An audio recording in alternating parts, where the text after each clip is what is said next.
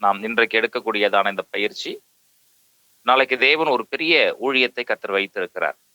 அதுல எந்த விதமான சந்தேகமும் இல்லை. ஆண்டவர் நேரடியாக அழைக்காமலேயே ஆண்டவருக்காக பெரிய ஊழியத்தை செய்தவர் ஏசாயா. ஆண்டவரால் அழைக்கப்பட்டு பெரிய ஊழியத்தை செய்தவர் எரேமியா. இதன் அடிக்கடி சொல்வது உண்டு. அதனால பெரும்பாலான நேரங்கள்ல எனக்கு அழைப்பு இல்லை அப்படின்னு நம்ம ஒதுங்கி விட முடியாது. இது பகுதி நேரமாகவோ முழு நேரமாகவோ நாம் ஊழியம் செய்ய அழைக்கப்படுகிறோம். வேதத்திலே வாசிக்கும் பொழுது பவுலுடைய ஊழியத்துக்கு கொரிந்து பட்டணத்துக்கு ஒரு அடைக்கல பட்டணம் தேவைப்பட்டது. கொரிந்து பட்டணத்துல போகும்போது பவுல் ரொம்ப பயந்தார். ஆனால் அந்த இடத்துல இருந்ததான ஆக்கில்லா பிரிஸ்கில்லா அவர்களுக்கு பவுலுக்கு தங்கள் வீட்டை திறந்து கொடுத்தார்கள். அப்ப அந்த ஊழியத்தினுடைய பங்கு அவர்களுக்கும் இருக்கிறதை பார்க்கிறோம். அவர்களும் இந்த ஊழியத்தோடு இணைந்து கொண்டார்கள். பவுலை தமஸ்கு வீதியிலே தேவன் ஊழியத்துக்கு அழைத்தார். ஆனா ஆக்கில்லா பிரிஸ்கில்லாவுக்கு அந்த நேரடியான அழைப்பு இல்லை. ஆனால் அவர்களும் மிஷினரி ஊழியத்திலே தொடர்புடையவர்களாக இருந்தார்கள். சோ பிலிப்பி பட்டணத்துக்குள்ள போகும்போது லீதியாளுடைய இருதயத்தை கர்த்தர் திறந்தார். பவுல் பேசுகிறவர்களை அவள் கவனிக்கும்படி, கேட்கும்படி. அந்த லீதியால் பவுலுக்கு தன்னுடைய வீட்டை திறந்து கொடுத்தார். அப்ப அந்த இடத்துல ஊழியம் செய்வதற்கு அந்த மகள் அவள் பயன்பட்டதை, அந்த மகள் வழியாக அந்த பட்டத்துக்குள் சுவிசேஷம் கடந்து போனதை பார்க்கிறோம். அப்போ ஏதோ ஒரு விதத்திலே கர்த்தர் இந்த ஊழியத்திலே நம்மை தொடர்பு படுத்தியிருக்கிறார்.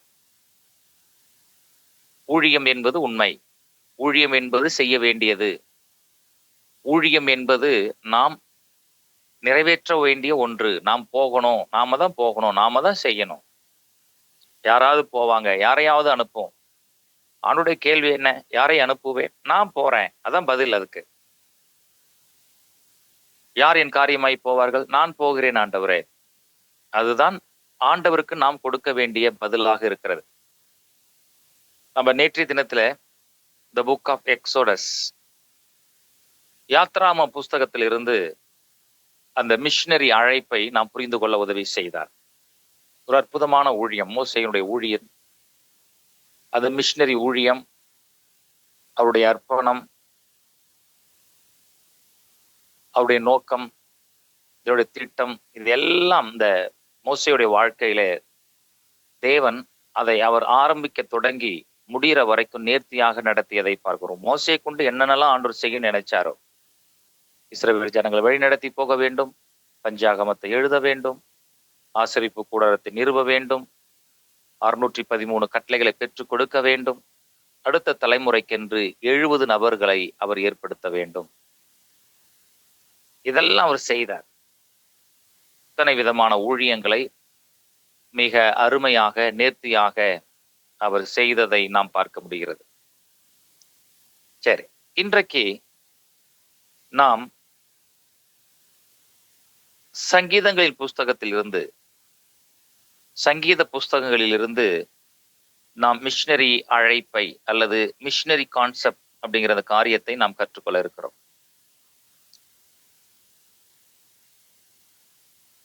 எங்க இருந்தோம்னா, நான் ஏற்கனவே சொன்னேன், சங்கீதம். இந்த சங்கீதத்தை ஆண்டவர் பரிசுத்த வேதாகமத்திலே மத்திய பகுதியில கர்த்தர் வைத்திருக்கிறார். ஏன் அப்படின்னா, இந்த சங்கீதம் என்ன சொல்லுது அப்படின்னா, படைத்த தேவனை நாம் ஆராதிக்க வேண்டும் என்ற அழைப்பை கொடுக்கக்கூடியதாக அது காணப்படுகிறது. இந்த சங்கீதத்தை நம்ம பார்க்கும் பொழுது பல மனிதர்கள் எழுதினார்கள். யாரெல்லாம் எழுதினாங்க அப்படின்னா, தெரியும், சங்கீதத்தை எழுதியவர்கள் அதிகமாக சங்கீத புத்தகத்தை எழுதியவர் தாவீது, ஆசாப், கோராகு, சாலமோன், மோசே, இவங்கெல்லாம் சங்கீதத்தை எழுதியிருக்கிறதை பார்க்க முடியும். இந்த சங்கீத புஸ்தகங்களிலே இவருடைய சங்கீதங்கள் இருக்கிறதை பார்க்க முடியும். ஏறக்குறைய ஒரு 73 75 சங்கீதங்களை மோசே எழுதியிருக்கிறதை பார்க்க முடியும். சங்கீத புஸ்தகம் நான் ஏற்கனவே சொன்னேன், இதை எழுதியவர்கள் வித்தியாசமான ஆசிரியர்கள். யார் யார் எழுதியிருக்கிறாங்க? தாவீது, ஆசாப், கோராகின் புத்திரர், மோசே, சாலமோன், அப்புறம் இன்னொருத்தவங்களை சொல்றாங்க, அவங்க எசேக்கியாவும் சில சங்கீதங்களை பாடியிருப்பதாக சொல்லப்படுகிறது. சரி, இந்த சங்கீதங்களை 150 சங்கீதங்கள் வித்தியாசமான ஆசிரியர்கள் ஒரே ஆளு எழுதல.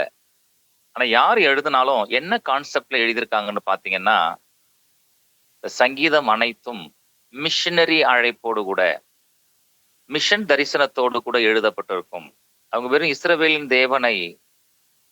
தேவனை புகழ்ந்து பாடின பாடல் மாத்திரம் அல்ல, மாறாக இஸ்ரவேல் ஜனங்கள் மாத்திரம் தேவனை பாடியது போல அல்ல. சங்கீதக்காரன் எல்லாரையும் கூப்பிடுறார். பூமியின் குடிகளே, பூச்சக்கரத்தில் உள்ளவர்களே, சூரியன் உதிக்கும் திசை தொடங்கி அது மறைகிற திசை வரைக்கும் இருக்கக்கூடிய ஜனங்களே.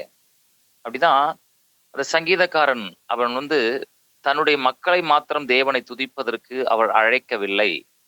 மாறாக பூமியின் குடிகளை அவர் பூமியின் குடிகள், பூமியின் ஜனங்கள், உலகத்தில் இருக்கிற எல்லாரையும் அங்கே அவர் அழைக்கிறதை நாம் பார்க்க முடியும். அப்ப அந்த சங்கீதக்காரன் ஏதோ சங்கீதம் என்பது அந்த குறிப்பிட்ட மக்கள் மாத்திரம் ஆண்டவரை ஆராதிப்பதற்காக எழுதப்பட்டதான சங்கீதம் அல்ல. அந்த சங்கீதத்திற்குள்ளாக இந்த மிஷன் கான்செப்ட், இந்த மிஷனரி தரிசனம், இந்த மிஷனரி அழைப்பு, இந்த மிஷனரி ஆராதனை அதுக்குள்ள இருக்கிறத நம்ம பார்க்க முடியும். ஒரு சில சங்கீதங்களை வாசிக்கும் போது நமக்கு புரியும். பொதுவாகவே சங்கீதத்தை நம்ம ஏற்கனவே படிச்சிருப்போம். அதை மாத்திரம் ஒரு கிளான்ஸ் சொல்லிட்டு நான் அப்புறம் உள்ள போறேன். 1 ஏறக்குறைய 41 சங்கீதங்கள் ஆதி ஆகமத்தோடு தொடர்புடையது. 1 சங்கீதங்கள் ஆதி ஆகமத்தோடு தொடர்புடையது.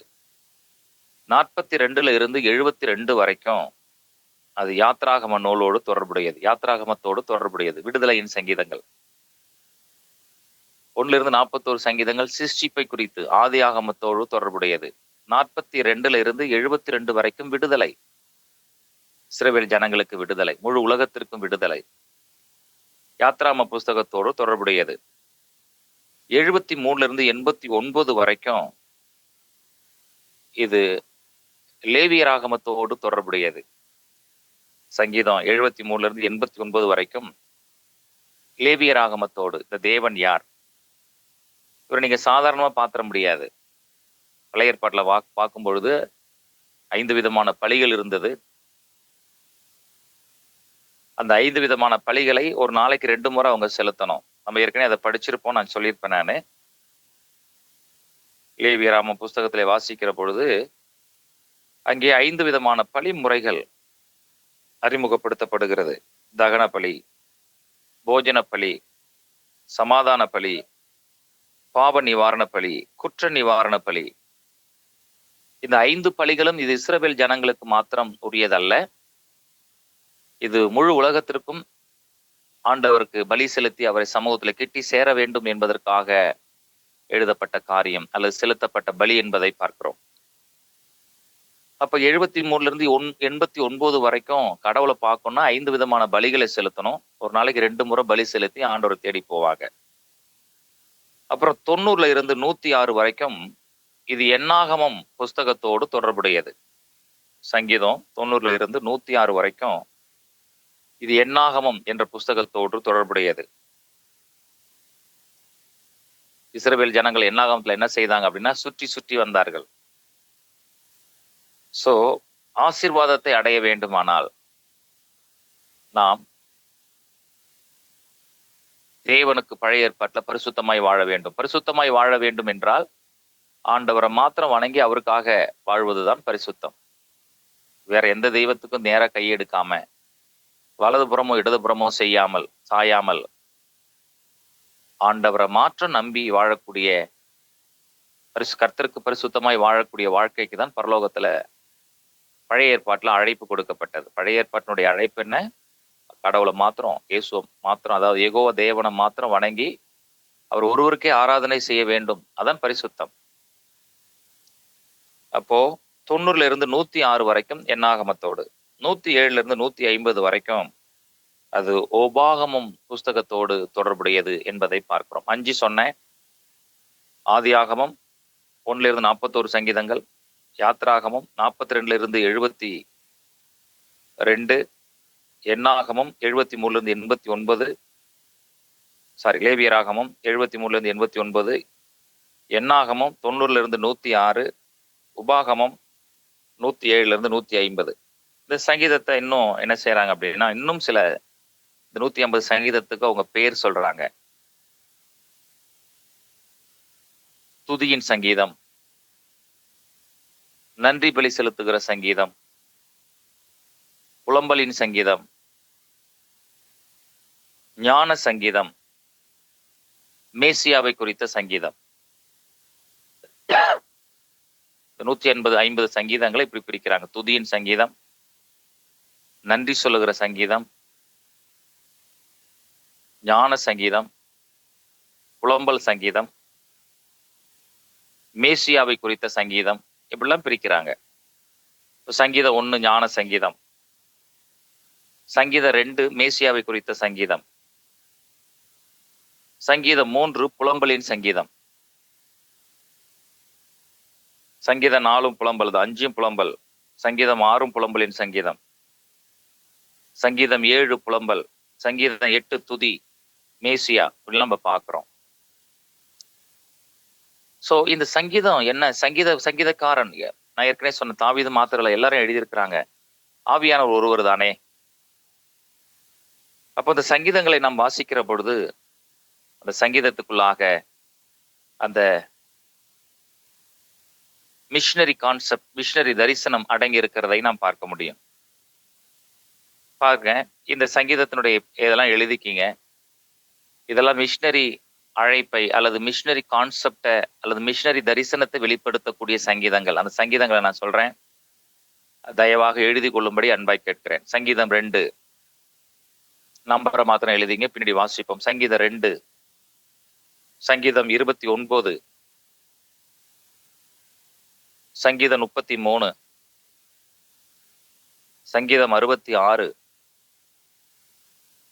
சங்கீதம் 67, சங்கீதம் 68, சங்கீதம் 72, சங்கீதம் 87, சங்கீதம் 96, சங்கீதம் 98, சங்கீதம் 117, சங்கீதம் 145. மறுபடியும் சொல்றேன். சங்கீதம் 2, 29, 33, 66, 67, 68, 72, 87, 96, 98, 117, 145. இதெல்லாம் இந்த சங்கீதங்களிலே மிஷனரி அழைப்பு, மிஷனரி தாக்கம், மிஷனரி கருத்து,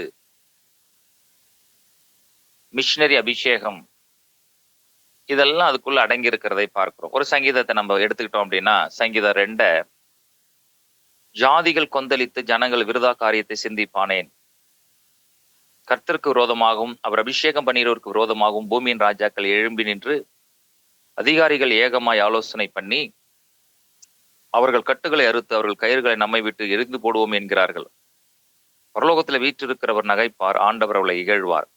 இப்பொழுதும் அப்பொழுது அவர் தமது கோபத்திலே அவர்களோடு பேசி தமது உக்கிரத்திலே அவர்களை கலங்க பண்ணுவார். நான் என்னுடைய பரிசுத்த பர்வதமாகிய சீயோன் மீதில் என்னுடைய ராஜாவை அபிஷேகம் பண்ணி வைத்தேன் என்றார். தீர்மானத்தின் விவரம் சொல்லுவேன். கர்த்தரனை நோக்கி, நீர் என்னுடைய குமாரன் என்று நான் உம்மை ஜனிப்பித்தேன். என்னை கேளும், அப்பொழுது ஜாதிகளை உமக்கு சுதந்திரமாகவும் பூமியின் எல்லைகளை உமக்கு சொந்தமாகவும் கொடுப்பேன். இருப்புக்கோலால் அவர்களை நொறுக்கி புயக்கலத்தைப் போல உடைத்து போடுவீர் என்று சொன்னார். இப்பொழுதும் ராஜாக்களே, ராஜாவின்னு சொல்ல, ராஜாக்களை உணர்வடையுங்கள். பூமியில் இருக்கக்கூடிய நியாயாதிபதிகளே எச்சரிக்கையாயிருங்கள். பூமி நியாயாதிபதிகள், ராஜாக்கள். 8 வாசிக்கிறோம்.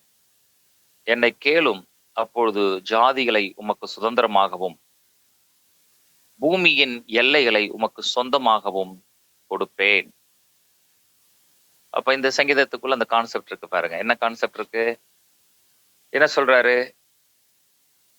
உலகத்தில் இருக்கிற எல்லா ஜனங்களையும் உமக்கு சுதந்திரமாகவும் பூமியின் எல்லைகளை எல்லாம் உமக்கு சொந்தமாகவும் கொடுப்பேன். அப்போ ஒரு மிஷினரி அழைப்பும், மிஷினரி தரிசனமும், மிஷினரி ஊழியத்தினுடைய எல்லையும் அங்கே சொல்லப்படுகிறது. ஒரு சங்கீதக்காரன் அவன் இஸ்ரவேல் ஜனங்களை கூப்பிடல. இஸ்ரவேல் ஜனங்களுடைய எல்லை ஆண்டவர் கொடுப்பேன்னு சொல்ல, பூமியின் எல்லைகளை நான் உனக்கு கொடுப்பேன். ராஜாக்கள், உலகத்தில் இருக்கிற எல்லா ராஜாக்களே, பூமியில குடியிருக்கிற எல்லா நியாயாதிபதிகளை, இதெல்லாம் கேளுங்க. சோ அந்த கான்செப்ட்ல வந்துட்டு மிஷினரி அழைப்போடு கூட மிஷினரி கான்செப்ட்ல இந்த புஸ்தகம் பேசுகிறது. சங்கீதம் தானே நினைக்க கூட.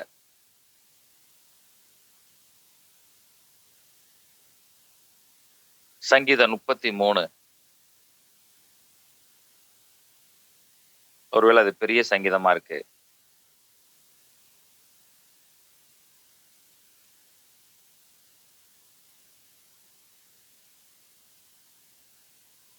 முப்பத்தி 12 கர்த்தரை தங்களுக்கு தெய்வமாக கொண்ட ஜாதியும் அவர் தமக்காக சுதந்திரமாக தெரிந்து கொண்ட ஜனமும் பாக்கியம் உள்ளது.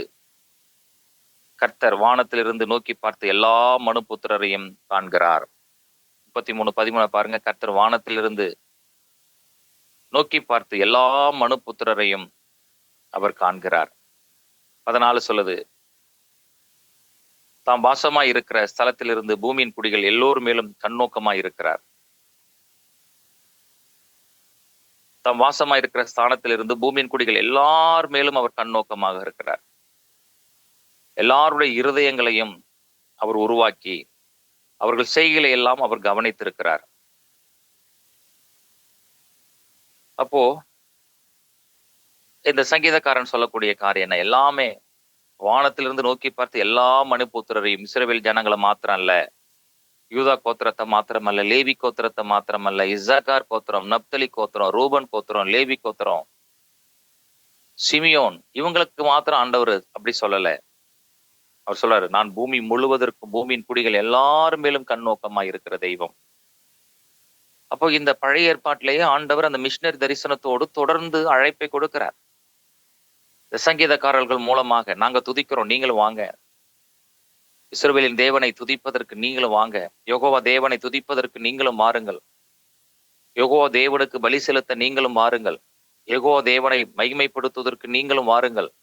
பூமியின் குடிகளே, ஜனங்களே, ராஜாக்களே, பூமியில் உயிர் வாழக்கூடிய எல்லா மக்கள் எல்லாரும், அதான் அழைப்பு. இஸ்ரவேல் ஜனங்கள் நான் சொன்னேன், இவர்கள் மேல் தேவனுடைய மிஷினரி அழைப்பு இருந்தது. இப்ப எப்படி சபைக்கு அந்த மிஷினரி அழைப்பு இருக்கிறதோ, அதே போல பழைய ஏற்பாட்டில் இஸ்ரவேல் ஜனங்கள் மேல் மிஷினரி அழைப்பு இருந்ததை பார்க்கிறோம். அவங்கதான் உலகத்திற்கு ஒளி. அதனாலதான் அவங்க கூப்பிடுறாங்க, சங்கீதக்காரன் வழியாக பரிசுத்த ஆவியானவர் முழு உலகத்திற்கும் அந்த அழைப்பை கொடுக்கிறதை நாம் பார்க்க முடியும்.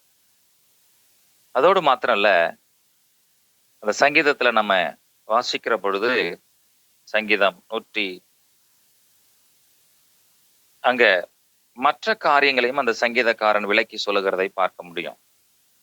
நீங்க பார்த்தீங்க அப்படின்னா,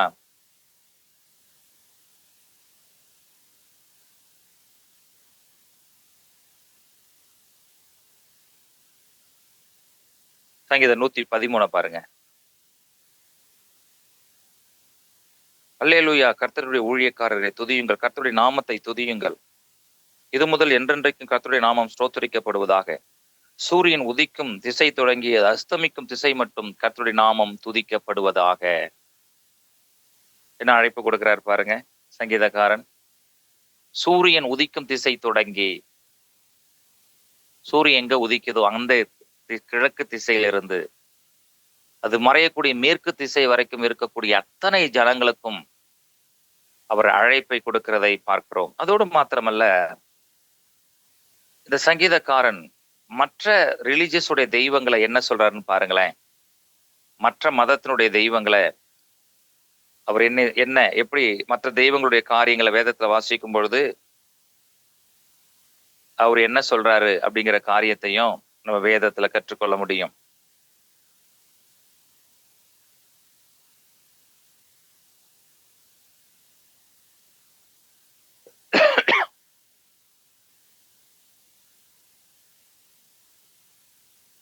அவைகளுக்கு கண்கள் இருந்தும் காணாது, காதுகள் இருந்தும் கேளாது, அவைகளுக்கு மூக்கிருந்தும் முகராது என்பதை அங்கே சங்கீதக்காரன் எழுதுவதை பார்க்கிறோம். அந்த சங்கீதத்தை நாம் எடுத்து வாசிப்போம்.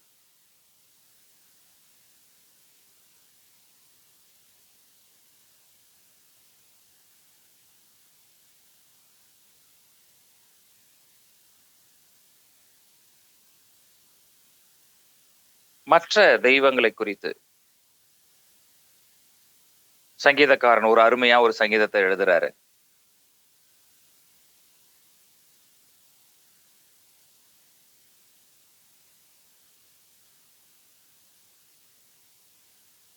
அதை வாசிப்போம். அந்த சங்கீதத்தை யாரை எடுத்த வாசிங்க, அதான் தேடிட்டு இருக்கேன் நான். பைபிள் மாறி எடுத்துட்டேன்.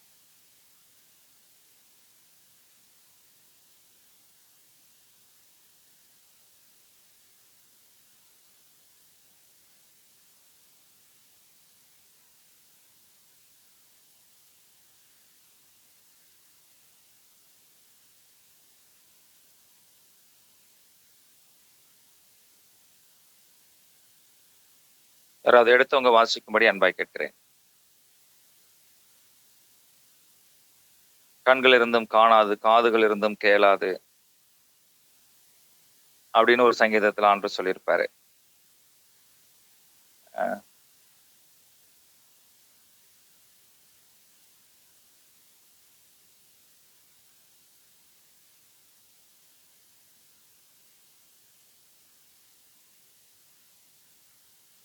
சரி, அப்போ இஸ்ரவேலின் தேவனாகிய கர்த்தரை ஆராதிப்பதற்கு, துதிப்பதற்கு அந்த சங்கீதக்காரன் சொல்லக்கூடியதான காரியம் இஸ்ரவேல் ஜனங்களை மாத்திரமல்ல, அதை சுற்றியுள்ள மக்களையும் அவர்கள் அழைப்பு கொடுக்கிறதை பார்க்கிறோம். அப்ப அந்த நேரத்துல தான் அவர் சொல்றாரு, அந்த சங்கீதக்காரன் எங்களுடைய தேவன், இஸ்ரவேலின் தேவன் எப்படிப்பட்டவர் என்பதை அவர் சொல்லிக்கொண்டே சங்கீதம் 135 சங்கீதம் 135 சங்கீதம் 135:15 வாசிக்கிறோம். அஞ்சாணிகளுடைய விக்கிரகங்கள் வெள்ளியும் பொன்னும் மனுஷருடைய கை வேலையுமாய் இருக்கிறது. சங்கீதம் 135:15 அஞ்சாணிகளுடைய விக்கிரகங்கள் வெள்ளியும் பொன்னும் மனுஷருடைய கை வேலையுமாய் இருக்கிறது. அவைகளுக்கு வாயிருந்து பேசாது, அவைகளுக்கு கண்கள் இருந்தும் காணாது, அவைகளுக்கு காதுகள் இருந்தும் கேளாது, அவைகளுடைய வாயிலே சுவாசம் இல்லை, அவைகளை பண்ணுகிறவர்களும் அவைகளை நம்புகிற யாவரும் அவைகளைப் போலவே இருக்கிறார்கள் அப்படின்னு சொல்லிட்டு 19ஆம் வசனத்தை சொல்றாரு. இஸ்ரவேல் குடும்பத்தாரே கர்த்தரை துதியுங்கள், ஆரோன் குடும்பத்தாரே கர்த்தரை துதியுங்கள், லேவி குடும்பத்தாரே கர்த்தரை ஸ்தோத்திரியுங்கள், கர்த்தருக்கு பயந்தவர்களே கர்த்தரை ஸ்தோத்திரியுங்கள், எருசலேமிலே வாசம் பண்ணுகிற கர்த்தருக்கு சியோனில் இருந்து ஸ்தோத்திரம் உண்டாவதாக, அல்லேலூயா. அப்போ இந்த சங்கீதக்காரர் என்ன சொல்றாரு பாருங்க. இந்த சங்கீதம் அழகாக சொல்லுகிறது என்னன்னா, இஸ்ரவேலின் தேவன் ஒருவரே தேவன், அவரை ஆராதிப்பதற்கு கிழக்க மேற்கு தெற்க வடக்க இருக்கிற 4 திசைகளிலும் உள்ள மக்களை அவர் அழைப்பு கொடுக்கிறார். என்ன சொல்லி கூப்பிடுறாருன்னா, எங்கள் தேவன் யார் என்பதை சொல்லுவது மாத்திரமல்ல, அதே நேரத்துல நீங்க நம்புகிற தெய்வம் எப்படிப்பட்டது அப்படிங்கிற அந்த காரியத்தை எழுதுகிறார். இது ஒரு மிஷன் கான்செப்ட். விக்கிரகங்களை அவர்கள் அதனுடைய செய்கைகளை எழுதுகிறதை பார்க்கிறோம். சில நேரங்களில் நம்ம என்ன பண்ணிடுறோம்னா, இந்த சங்கீதத்தை எடுத்துக்கொண்டு விக்கிரகங்களை வணங்கக்கூடியவர்களை நாம் தாக்கி பேசிடுவோம். அப்படி அல்ல. இல்ல, இந்த சங்கீதக்காரனுங்க சொல்ல வர காரியம் என்னன்னா, தம்முடைய தேவன் யார் என்பதையும் நீங்கள் வணங்கக்கூடியவர்கள் என்ன நிலைமையில இருக்கிறது என்பதையும் விளக்கி ஒரு உண்மையான ஆராதனைக்கு அந்த மனிதன் அழைப்பை கொடுக்கிறதை பார்க்கிறோம். தாக்கி பேசல. ஏன்னா அவங்க அறியாமையில இருக்கிறாங்க. சோ அதனால இந்த காரியத்தை அங்கே சங்கீதக்காரன் விளக்கி சொல்லுகிறதை பார்க்கிறோம். அப்ப சங்கீதம் முழுவதுமே இருக்கக்கூடிய காரியங்கள் என்ன அப்படின்னா, அந்த மிஷன் கான்செப்டோடு கூட, மிஷன் தரிசனத்தோடு கூட, மிஷன் அழைப்போடு கூட அங்கே அந்த சங்கீதக்காரன் அழைப்பை கொடுக்கிறதை நாம் பார்க்க முடியும். அப்போ சங்கீதத்தை நம்ம வாசிக்கும் பொழுது நாம் அறிந்து கொள்ள வேண்டிய காரியம் என்ன அப்படின்னா, அப்போ கர்த்தர் ஒரு மிஷன் தரிசனத்தோடு கூட தான் அதுல பேசியிருக்கிறாரு. எல்லாரையும் கூப்பிடுறாரு. சங்கீதத்துல போது 150வது சங்கீதம், அதற்கு முந்தின சங்கீதத்திற்கும் அதுக்கும் என்ன வித்தியாசம் நம்ம பார்த்தோம் அப்படின்னா, சங்கீதத்தை வாசிக்கும் பொழுது கடைசி சங்கீதத்துக்கும் அதை முடிக்கும் பொழுது அங்க அந்த சங்கீதக்காரன் ரொம்ப அழகா கூப்பிடுறாரு. 149ல என்ன சொல்றாருன்னா, சங்கீதக்காரன் எழுதுறார், அல்லேலூயா, கர்த்தருக்கு புதுப்பாட்டை பாடுங்கள்.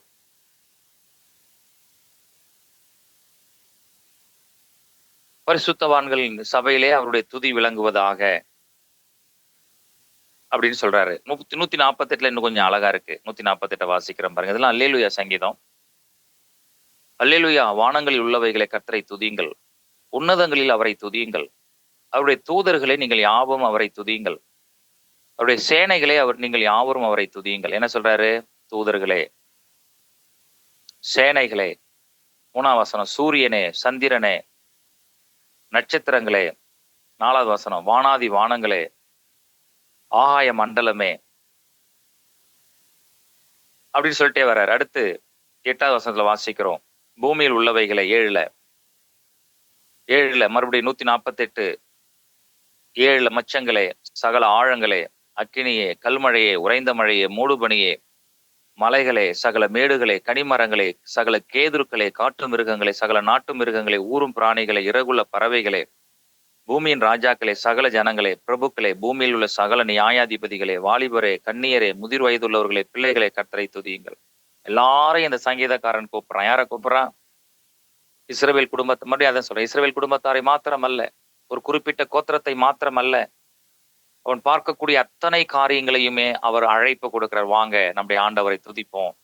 அப்ப 148ஆம் சங்கீதத்துல ஒண்ணா நினைத்து நினைத்து நினைத்து அத்தனையும், கல்மழையை கூப்பிடுறாரு, மேடுகளை கூப்பிடுறாரு, கேதுரு மரங்களை கூப்பிடுறாரு, நாட்டு மிருகங்களை கூப்பிடுறாரு, வன விலங்குகளை கூப்பிடுறாரு, எல்லாத்தையும் அழைப்பை கொடுக்கிறார். யார் இந்த தேவன்?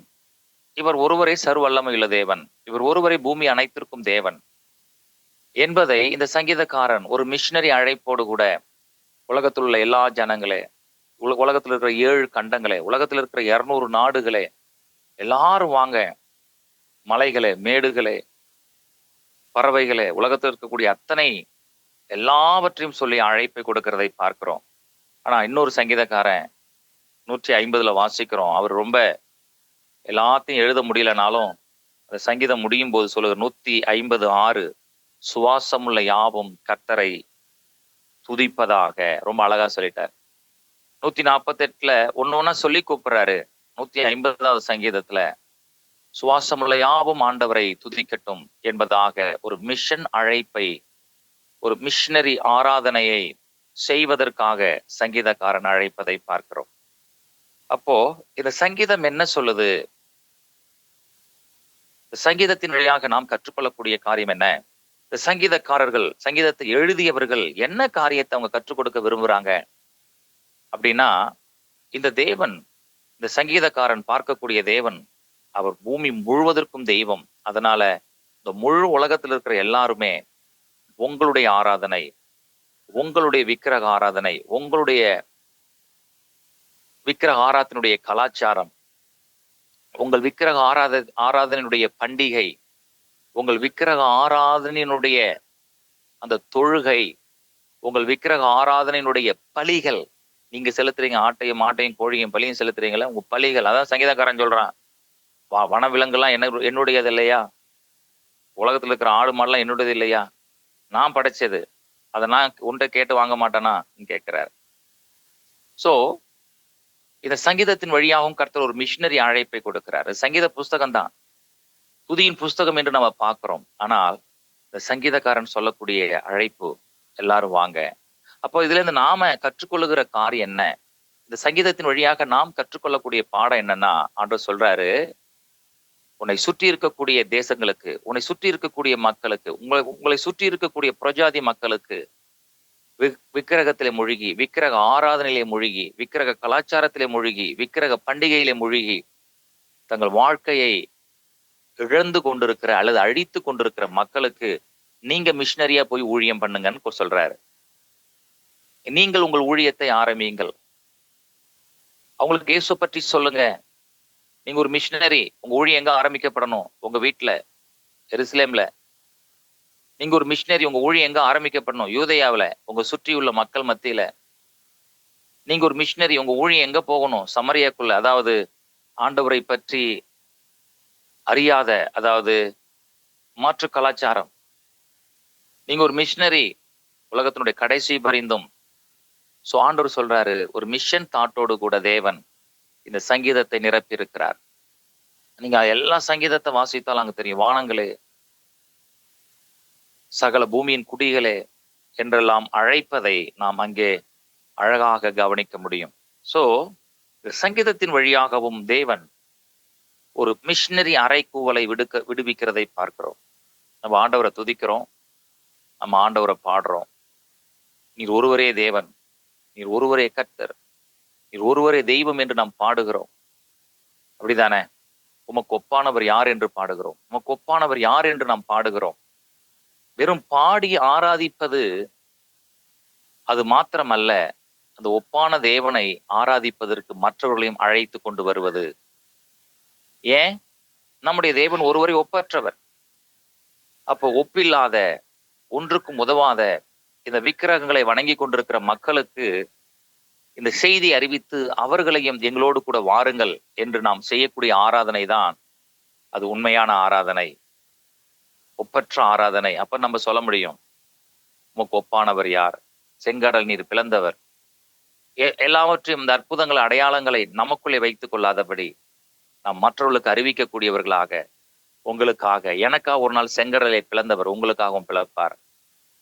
எனக்காக எகிப்தை சூறையாடின தேவன் உங்களுக்காகவும் அந்த எகிப்தில் இருந்து விடுதலையை கொடுப்பார். சோ இந்த சங்கீதம் முழுவதும் 150 சங்கீதங்களும் அந்த விலையேற பெற்ற அந்த மிஷன் அழைப்பை கொடுக்கக்கூடியதாக இருக்கிறது. இப்ப அந்த கண்ணோட்டத்தில் நீங்க படித்து பாருங்க. அங்க இருக்கக்கூடிய சங்கீதங்கள், வார்த்தைகள் எல்லாம் ஒரு மிஷனரி அழைப்பை, அறைகூவலை கொடுப்பதாக இருக்கிறது. இந்த சங்கீதங்கள் முழுவதும் ஒரு மிஷனரி பாடலாக இருக்கிறது. அந்த சங்கீதங்கள் முழுவதும் ஒரு மிஷனரி ஆராதனையாக இருக்கிறது. அந்த சங்கீதங்கள் முழுவதும் தேவனை மற்ற ராஜ்யங்களுக்கு சொல்ல வேண்டும் என்கிற ஒரு பெரிய திட்டத்தோடு கூட நம்மை அது அழைக்கக்கூடியதாக இருக்கிறது. அப்போ இந்த காரியத்தில் நம்ம கவனம் செலுத்தணும். ஒவ்வொரு புத்தகத்திலேயும், பழைய ஏற்பாடுல நம்ம பார்த்து கொண்டிருக்கிறோம், ஒவ்வொரு புஸ்தகங்களிலேயும் அவர் மிஷனரி அழைப்பை கர்த்தர் வைத்திருக்கிறார். இந்த மாலை நேரத்துல சங்கீதங்களின் வழியாக கர்த்தர் நம்மோடு கூட பேசுகிறார். என்னை கேளும், ஜாதிகளையும் என்னை கேளும், பூமியின் எல்லைகளையும் உமக்கு சொந்தமாகவும் சுதந்திரமாகவும் நான் கொடுப்பேன் என்று சொல்லியிருக்கிறாரே. அந்த விலையேற பெற்ற அந்த அழைப்பை நாம் பெற்றுக்கொள்ளுவோம். கர்த்தர் நம்மையும் உங்களையும் என்னையும் வைத்துதான் இந்த காரியத்தை அவர் செய்ய முடியும்.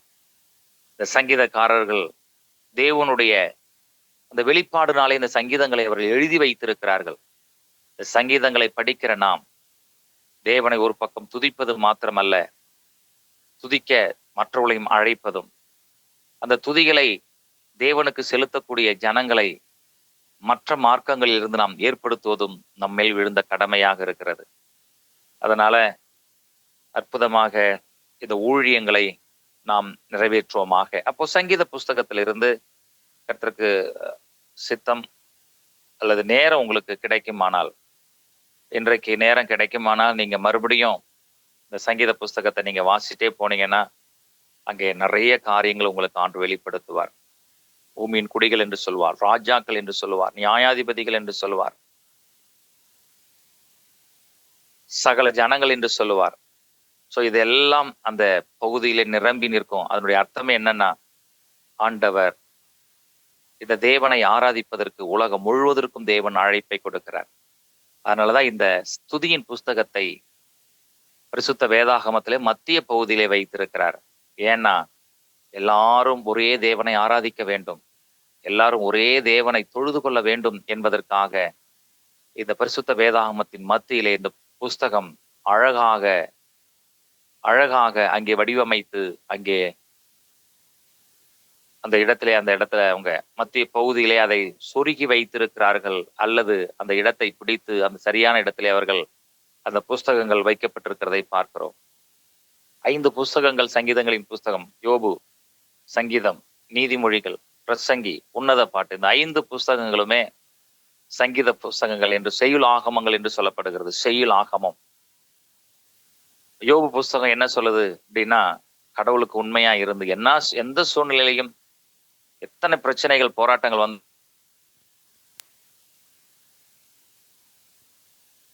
தேங்க்யூ தொடர்வோம். அப்போ அதைதான் அந்த காரியம் யோபு சொல்லுகிற காரியம், எந்த சூழ்நிலைகள் வந்தாலும் தேவனை ஆராதிப்பதை நாம் விட்டுவிடக் கூடாது. லாபமோ நஷ்டமோ தோல்வியோ ஜெயமோ வெற்றியோ தோல்வியோ லாபமோ நஷ்டமோ, அதான் சொல்றேன். அந்த யோபு அந்த வார்த்தைகளை அதை கூட்டி கழிச்சு பார்த்தோம் அப்படின்னா அந்த புஸ்தகத்துடைய கான்செப்ட் தான். அதாவது நீதிமானுக்கு சோதனை வருமா? அந்த யோபு புஸ்தகத்தினுடைய கேள்வி என்ன? ஒய், ஏன், WHY, ஏன் நீதிமானுக்கு துன்பம் வருமா அப்படிங்கிற காரியத்தை தான் அந்த காரியத்தோடு கூட அது ஆரம்பிக்கிறது. ஆனா என்னன்னா, எந்த பிரச்சனைகள் வந்தாலும் துதி விட்டுடக்கூடாது. சங்கீதக்காரன் அதை தான் இந்த பூமியின் குடிகளை கூப்பிடுறாரு. இது பொய்டிக்கல் புக்ஸ்ல சொல்றேன். நீதிமொழிகள் ஆண்டவரை ஆராதிக்க கூடியவர்கள் எப்படி இருக்கணும் அப்படிங்கிறத அது கற்றுக் கொடுக்குது. பிரசங்கி என்ன சொல்லுது? ஒரு தேவன் தான். இயேசுவோட இருந்தீன்னா, இயேசுக்குள்ள இருந்தோம்னா இந்த உலகம் நமக்கு மாயை கிடையாது. இயேசுவை விட்டு வெளியே இருந்தானா உலகம் எல்லாமே மாயை. அதுதான் அவர் சொல்ல வர்றாரு. மாயை என்று சொல்வது என்ன? இந்த உலகம் மாயை கிடையாது. கிறிஸ்துவுக்குள் இருக்கும் பொழுது இந்த உலகம் மாயை அல்ல. கிறிஸ்துக்கு வெளியே இருக்கும்போது இது மாயை. உன்னத பாட்டு என்ன சொல்லுதுன்னா, தேவனோடு பாடலை, அதாவது உன்னத பாட்டு என்பது தேவனோடு நமக்கு நெருங்கிய தொடர்பு இருக்க வேண்டும். அப்ப இந்த செயலாக முழுவதுமே நம்ம கற்றுக் கொடுக்கிற காரியம் என்ன அப்படின்னா, நாம் தேவனை துதிக்கிறோம், அதே நேரத்துல துதிக்கக்கூடிய மக்களை நாம் தேவனுடைய சமூகத்துல கொண்டு வர வேண்டும். ஒரு மிஷன் தாட்டோடு கூட இருக்கிறதை பார்க்கிறோம். 2வது பகுதியில மிஷனரி, அந்த இறையியல், தி தியாலஜி ஆஃப் த மிஷனரி, மிஷனரியுடைய இறையியல் தத்துவங்கள் என்ன அப்படிங்கிறத நம்ம பார்க்க போறோம். என்ன அப்படின்னா, இந்த மிஷனரி இறையியல்னா theology, the theology of the மிஷனரின்னு சொல்றாங்க. மிஷனரி கோட்பாடுகள் அல்லது மிஷனரி இறையியல் தத்துவங்கள் என்ன? இந்த சங்கீதக்காரன் என்ன சொல்ல வர்றாரு அப்படின்னு நம்ம பார்த்தோம் அப்படின்னா, இந்த சங்கீதக்காரன் மிக அழகாக சொல்லக்கூடிய காரியங்கள்ல ஒரு சங்கீதம், அதை பார்த்தீங்கன்னா நமக்கு புரியும். அதை நான் வாசிக்க நான் விரும்புகிறேன்.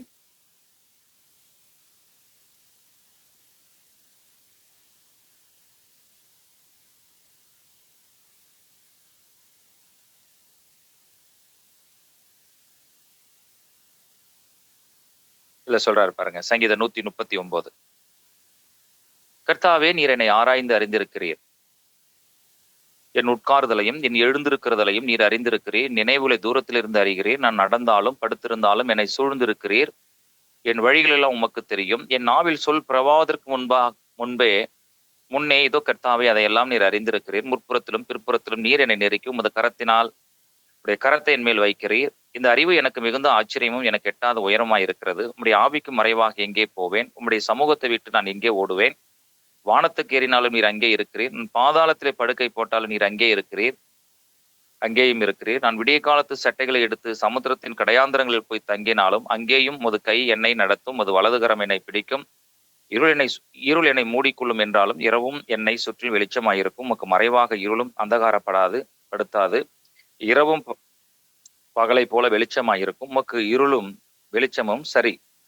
நீர் என் உள்ள இருதயங்களை கை கொண்டிருக்கிறீர். என் தாயின் கருப்பத்தில் என்னை காப்பாற்றினீர். நான் பிரமிக்கத்தக்க அதிசயமாய் உண்டாக்கப்பட்டபடினால் உம்மை துதிப்பேன். என் கிரிகளை அதிசயமானவைகள். உமது கிரியைகள் அதிசயமானவைகள், அது என் ஆத்மாவுக்கு நன்றாய் தெரியும்.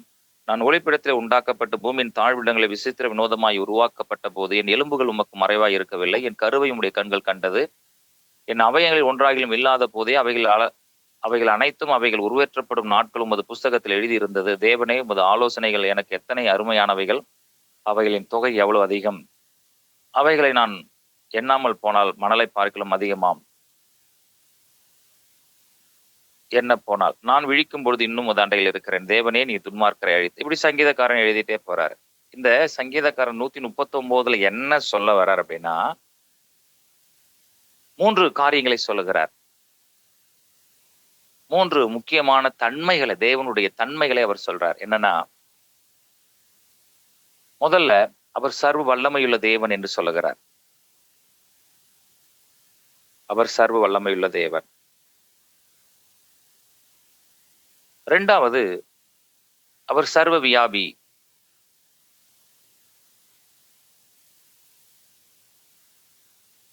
சர்வ வியாபி. அதான் சொல்றாரு, நான் எங்க போவேன், நீங்க எல்லா இடத்துல இருக்கீங்க. 3வது, சர்வ ஞானி.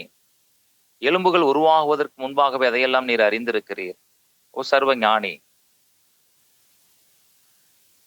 என் உட்கார்தலும் என் எழுந்திருக்கலும் நீர் அறிந்திருக்கிறீர். நினைவுகளை தூரத்திலிருந்து அறிகிறீர். அவர் சர்வ வல்லமையுள்ள தேவன். நம்முடைய வாழ்க்கையில நடக்கக்கூடிய அத்தனை காரியங்களையும் பார்க்கக்கூடியவர். சர்வ வல்லமையுள்ள தேவன். அவர் சர்வ வியாபி. அவர் சர்வ ஞானி என்பதை இந்த சங்கீதக்காரன் சொல்லுகிறதை பார்க்கிறோம். ஒரு அற்புதமான வெளிப்பாடு. சங்கீதம் 139. அப்போ இந்த சங்கீதக்காரன் என்ன சொல்ல வராரு? அப்ப அந்த சங்கீதத்தின் வழியா நம்ம என்ன கற்றுக்கொள்கிறோம்?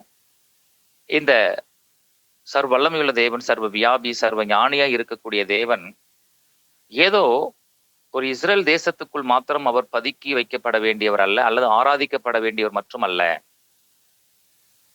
சங்கீதக்காரன் இந்த தாவீது சொல்லக்கூடிய காரியம் என்னன்னா, வெறும் தாவீதுக்கு கிடைத்த வெளிப்பாடு அல்ல, அந்த தாவீதின் வழியாய் தேவன் நமக்கும் அந்த வெளிப்பாடை கொடுக்கிறார். என்னன்னா, நாம உட்காரும் போதும் அவர் அறிந்திருக்கிறார்.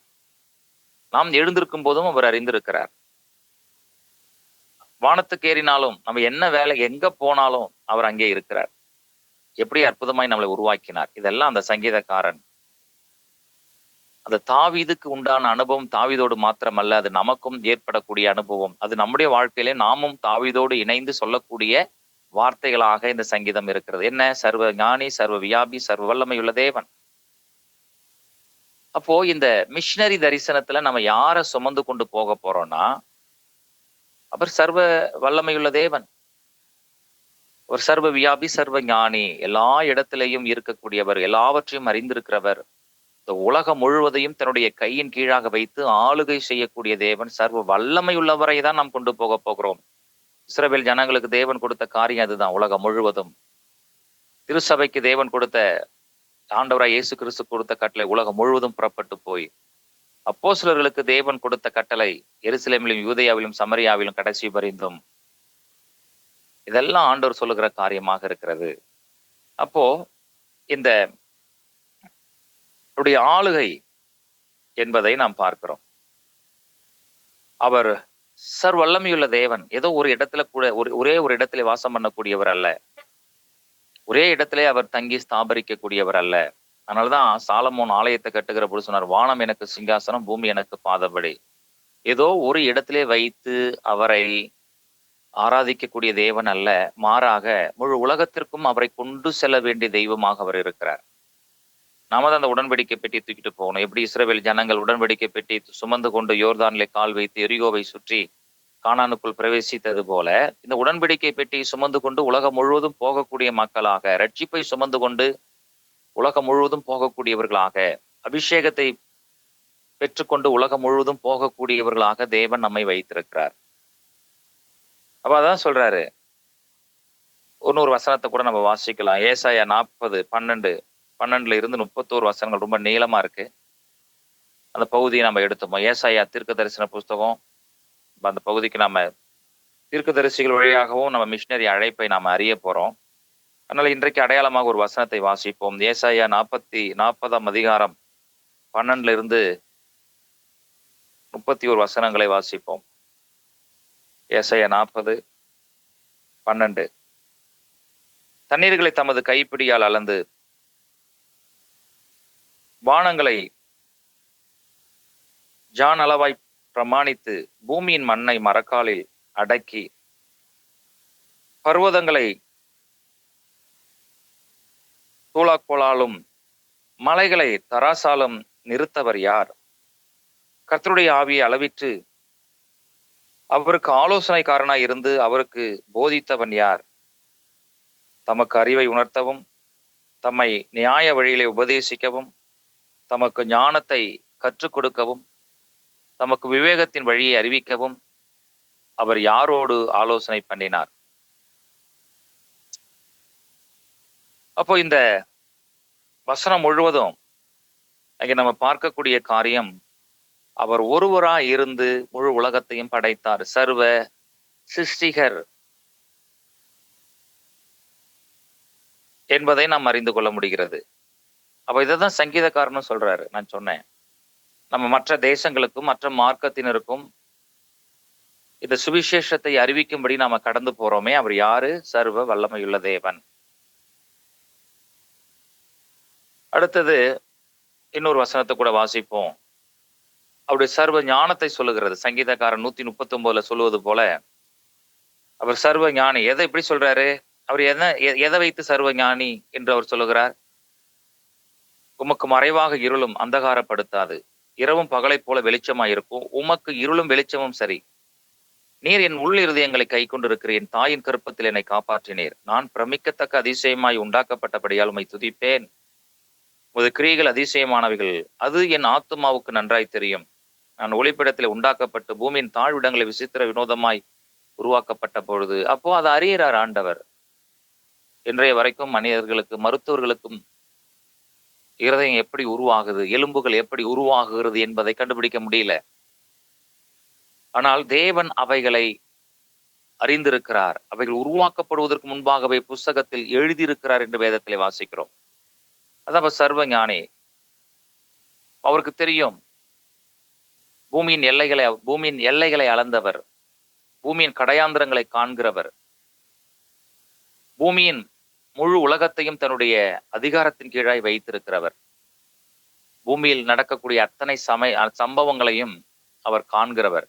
அப்ப சர்வ வியாபி, சர்வ ஞானி. அவருக்கு தெரியும் இன்னும் 10 வருஷத்துக்கு, இன்னும் 20 வருஷத்துக்கு அடுத்து, இன்னும் 50 வருஷங்களுக்கு அடுத்து இந்த தேசத்துல என்ன நடக்கும், உலகத்துல என்ன நடக்கும் என்பதை அவர் அழகாக அறிந்தவர். எல்லாமே அவருடைய கரத்துல இருக்கிறது. ஆனா வெளிப்படுத்தின விசேஷம் வரைக்கும் ஆண்டவர் அங்க அழைத்து கொண்டு போய் நம்மை இந்த உலகத்தினுடைய முடிவு எப்படி இருக்கும்னு அவர் எழுதியே கொடுத்துட்டாரு. இந்த உலகத்தினுடைய முடிவு எப்படி இருக்கும் இன்னும் பல 1000 வருஷங்களுக்கு பின்பாக, அல்லது எப்போ வரும்னு தெரியாது நமக்கு. அவருடைய 1000 வருட அரசாட்சியில என்ன நடக்கும் வேதத்துல சொல்லுகிறது. நியாய தீர்ப்புகள் எப்படி இருக்கும், வெள்ளை சிங்காசன நியாய தீர்ப்பு, எல்லாவற்றையும் தேவன் சர்வ ஞானியாக இருக்கிறபடினாலே அவர் உலகத்துல நடந்ததும் நடக்கிறதும் நடக்க போவதையும் இன்னும் 1000 வருடங்கள் கழித்து இந்த உலகத்தில் நடக்கக்கூடிய காரியத்தை அறிந்திருக்கிறவராக இருக்கிறார். அப்ப என்ன சொல்ல வராங்கன்னா, இந்த மிஷினரி தரிசனம் உடைய அல்லது மிஷினரி பாரமுடைய அல்லது இந்த மிஷினரி ஊழியத்திற்கு ஆண்டவர் சொல்ல, மிஷினரிகளுக்கு அல்லது மிஷன் ஊழியத்துக்கு ஆண்டவர் சொல்லுகிற காரியம் என்னன்னா, இந்த உலகம் என்னுடையதுப்பா, நீ புறப்பட்டு போ. இந்த முழு உலகத்தினுடைய எல்லையும் என்னுடையது, நீ புறப்பட்டு போ. உலகத்தில் இருக்கக்கூடிய எல்லா இடங்களும் என்னுடையது, நீ புறப்பட்டு போ. அதே நேரத்துல ஆண்டவர் சொல்லுகிற காரியம், அவர் சர்வ வல்லமையுள்ள தேவன். அதான் அவர் சொல்றார் என்னுடையது. ஒரு சர்வ வியாபி. அப்ப என்ன சொல்றாருன்னா, நீ எங்க போனாலும் நான் உன் கூட இருப்பேன். நீ எழுந்திருந்தாலும் உட்கார்ந்து இருந்தாலும் இந்த ஊழியத்துக்கு நீ போ, இந்த மிஷினரி ஊழியத்துக்கு நீ கடந்து போகும் பொழுது நான் உன் கூட இருப்பேன். அதான் ஆண்டவர் சொல்றாரு, நீங்க வானத்திலும் பூமியிலும் சர்வதிகாரம் என கொடுக்கப்பட்டிருக்கிறது. ஆகையால் புறப்பட்டு போய் சகல ஜாதிகளையும் சீஷராக்கி பிதா குமாரன் பரிசுத்த ஆவியின் நாமத்தினாலே ஞானஸ்தானம் கொடுத்து நான் உங்களுக்கு கற்றுக் கொடுத்ததை போதித்து அவளை சீஷராக்குங்கள் சொன்னார். அதோட அடுத்த வசனம் சொல்லுது, இந்த உலகத்தின் கடைசி வரைந்து நான் உங்களோடு கூட இருக்கிறேன். இந்த மிஷினரி ஊழியத்துக்கு நீங்க போகும்போது,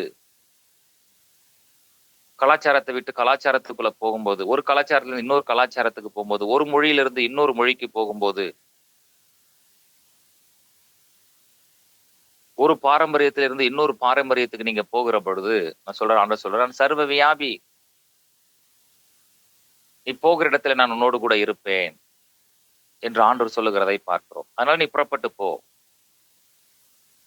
அந்த சர்வ வியாபி, நீ போகிற இடங்கள்லாம் உன்னை பாதுகாப்பு. அந்த சங்கீதம் 139 வழியா சொல்றாரு, நீ வானத்துக்கு ஏறினாலும் நான் அங்கே இருப்பேன், நீ பாதாளத்துக்கு போனாலும் நான் அங்க இருப்பேன், நீ உட்காரும் போது நான் உன் கூட இருப்பேன், நீ எழுந்திருக்கும் போது நான் உன் கூட இருப்பேன். அவர் வியாபி, சர்வ வியாபி. அதான் உண்மை, அதான் உண்மை, அதான் உண்மை. 100% உண்மை. என்ன அப்படின்னா, ஆண்டவர் தன்னுடைய பிள்ளைகளை ஊழியத்துக்கு அழைத்தவரை, நம்மை நேசிக்கக்கூடிய பிள்ளைகளை, அன்பு கூறுகிறவர்களை, ரட்சிக்கப்பட்ட தம்முடைய பிள்ளைகளை அவர் ஒருபொழுதும் கைவிடுகிற தேவன் அல்ல. அவர்களோடு கூட இருந்து சர்வ வியாபியாக, அதான் சங்கீதக்காரன் என்னன்னு சொல்றேன் பாருங்க, இஸ்ரவேலை காக்கிற தேவன் உறங்குகிறதும் இல்லை, தூங்குகிறதும் இல்லை. அவர் சர்வ வியாபி, எல்லா இடத்திலும் இருக்கக்கூடியவர், எந்த நேரத்திலும் இருக்கக்கூடியவர், இரவா இருந்தாலும் இருக்கக்கூடியவர், பகலா இருந்தாலும் இருக்கக்கூடியவர், காற்றா இருந்தாலும், கடல் அலையாக இருந்தாலும், புயலாக இருந்தாலும். பவுல் போகும்போது புயல் வந்தது, பவுல்கிட்ட சொன்னா உன் கூட இருக்கிறேன்னு சொன்னாரு. சோ இந்த மிஷினரி ஊழியத்துக்கு போகும்போது என்ன நடக்கும் அப்படின்னா, அந்த சர்வ வியாபி, இந்த தேவன் உங்களோடு இருப்பார், என்னோடு இருப்பார், போங்க அப்படின்னு சொல்லிட்டு ஆண்டவர் நம்மை அனுப்பிவிட்டு அதே இடத்தில் நிற்கக்கூடியவர் அல்ல, நம்மை ஊழியத்துக்கு அனுப்பிவிட்டு நமக்கு முன்பாக கடந்து போகக்கூடியவர். இது நீங்க 100% நீங்களும் நான் இதை ஏற்றுக்கொண்டுதான் ஆக வேண்டும். அவர் சொல்றாரு பாருங்க, எருசலேமிலும் யூதேயாவிலும் சமரியாவிலும் உலகத்தினுடைய கடைசி பரிந்து. உண்மைதானே? அவங்க எருசலேம்ல ஊழியம் செய்கிற பொழுது சிறையில வைக்கப்பட்டார்கள், ஆண்டவர் விடுவித்தார். அப்போஸ்தலர் நடபடிகள் புத்தகம் 13ஆம் அதிகாரத்தில் வாசிக்கும் பொழுது, 12ஆம் அதிகாரத்தில் வாசிக்கும் பொழுது, பேதுரு சிறையில இருந்தார், விடுவிக்கப்பட்டார். 13ஆம் அதிகாரத்துல பவுலும் பர்னபாவும் ஊழியத்துக்கு போகும்போது அவர்களோடு கூட இருந்தார். கலாத்திய நாடுகள்ல, மக்கதோனிய நாடுகள்ல, கொரிந்து பட்டணத்துல. பவுலே பயப்படாத, இந்த பட்டணத்துல அநேக ஜனங்கள் உண்டு, நீ பயப்படாம பேசுன்னு சொல்றார் ஆண்டவர். சோ இதெல்லாம் எதை காண்பிக்கிறது என்றால், அவர் சர்வ வியாபி, ஊழியத்துக்கு உங்களை அனுப்பி, என்னை அனுப்பி, நாம் அந்த எல்லைக்கு போவதற்கு முன்பாகவே நமக்கு முன்பாக அங்கே போய் கடந்து போய் நமக்கு முன்பாய் கடந்து போகிறவர். வேதம் அதான் சொல்லுகிறது, நான் உனக்கு முன்பே போய், நான் உனக்கு முன்னே போய் கோணலானவைகளை செவையாக்குவேன், கரடு முரடானவைகளை சமமாக்குவேன், கோணலானவைகளை செவையாக்குவேன், என் சமூகம் உனக்கு முன்பாக செல்லும். அதுதான் சொல்லியிருக்காரு ஆண்டவர். அப்ப இந்த ஊழியத்துக்கு வருகிற பொழுது இஸ்ரவேல் ஜனங்களை அனுப்பிட்டு ஆண்டவர் சொல்றாரு, முன்னாடி அவர் தான் இருந்தார், பின்னாடி இருந்தார், மேக ஸ்தம்பமாகவும் அக்கினி ஸ்தம்பமாகவும். ஒரு பக்கம் இஸ்ரவேல் ஜனங்கள் முன்னாடி நடத்திட்டு போனாரு, இன்னொரு பக்கம் பாத்தீங்கன்னா இஸ்ரவேல் ஜனங்களுக்கு பின்பாக வந்து பார்வோன் அவர்களை தொடக்கூடாதபடி 2 பேருக்கும் ஒரு பெரிய கேப்பை ஏற்படுத்தி வச்சிருந்தாரு. இதுதான் ஊழியத்துல நடக்கும். அவர் சர்வ வியாபி, அவர் நம்மை விட்டு கடந்து போகிற தேவன் அல்ல, மாறாக நம்மோடு நடக்கிற தேவன், நமக்கு முன்பாய் போகிறவர், கோணலானவைகளை செவையாக்குகிறவர்.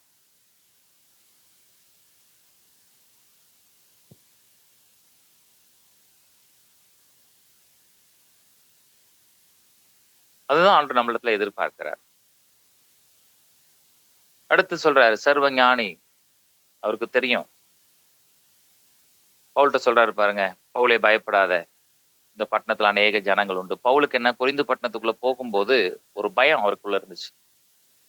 அங்க இருக்கக்கூடிய மக்கள் எல்லாம் ரொம்ப ஹைட் அண்ட் வெயிட்டா இருந்தாங்க, ரொம்ப உயரமுடையவர்களாகவும் ரொம்ப பலசாலியாகவும் இருந்தாங்க. பவுல் ரொம்ப குள்ளமான ஆளு. எப்ராட்டஸ் அப்ரோதை அப்படிங்கிற தெய்வத்தை வணங்குனாங்க, பெரிய கோயில் இருந்தது. பவுல் அந்த இடத்துக்கு ஊழியத்துக்கு போகும்போது அந்த பட்டணத்தையும் அந்த ஜனங்களையும் பார்க்கும் பொழுது ஒரு உள்ளத்துக்குள்ள ஒரு பயம் இருந்தது. அதனாலதான் பவுல் ஆண்டவர் சொல்றாரு, பயப்படாத, இந்த பட்டணத்துல எனக்கு அநேக ஜனங்கள் உண்டுன்னு ஆண்டவர் சொன்னார். அது யாருக்கு தெரியுது? ஆண்டவருக்கு தான் தெரியுது. ரட்சிப்பு எங்க இருக்கு, விடுதலை எங்க இருக்கிறது, அறுவடை எங்க இருக்கிறது, மீட்பு எங்க இருக்கிறது என்பதெல்லாம் ஆண்டவருக்கு தெரியும். இந்த ஊழியத்துக்கு நாம் வருகிற பொழுது அவர் எல்லாவற்றையும் அறிந்திருக்கிற தேவனாக இருக்கிறார். அதே போல நம்முடைய வாழ்க்கையில நடந்தது, நடக்கிறது, நடக்க போகிறது அவருக்கு தெரியும். ஒரு ஊழியத்தை ஆரம்பிக்க போறோம் அப்படின்னா, ஒரு ஊழியத்துக்கு நம்ம போறோம் அப்படின்னா,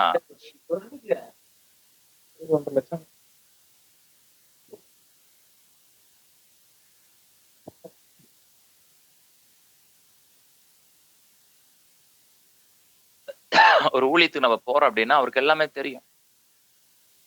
ஊழியத்துக்கு போவதற்கு முன்பாகவே நமக்கு முன்பாய் கடந்து போகிறார். இடங்களை அவரு ஆயத்தப்படுத்துறார், ஆயத்தப்படுத்தி வச்சிருக்கிறார். அப்படிதான் நம்ம நினைக்கிறோம். இடங்களை ஆயத்தப்படுத்துகிறார், மக்களை ஆயத்தப்படுத்துகிறார். தேவைகளை அவர் ஆயத்தப்படுத்தி வைத்திருக்கிறார். அவர்கிட்ட எல்லாமே இருக்குங்க. இந்த மிஷினரி ஊழியத்துக்கு அழைக்கக்கூடியவர் யார்? சர்வ வல்லமையுள்ளவர். இந்த மிஷினரி அழைப்புக்கு இந்த மிஷினரி அழைப்பை கொடுக்கிறவர் யார்? அவர் சர்வ வியாபி.